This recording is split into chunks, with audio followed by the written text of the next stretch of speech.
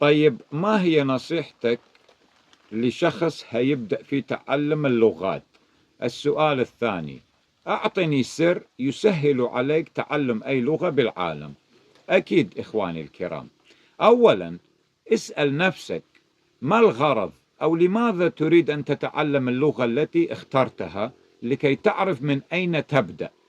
ثانيا والأكثر ضرورة أن تعرف نفسك وتقرأ وتتعلم عن العقلية والثقافة التي تأتي مع اللغة، لأن إذ لم يعجبك طريقة التفكير أو العقلية والثقافة التي تأتي مع اللغة، سوف يصعب الأمر معك في تعلم اللغة.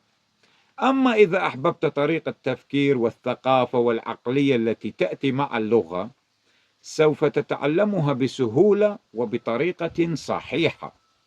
سوف يكون لديك لغة مع العقلية التي تأتي معها، وحينئذ يمكنك أن تستخدمها بصورة صحيحة وتعبر عن الكثير من الأمور. حبي لكم.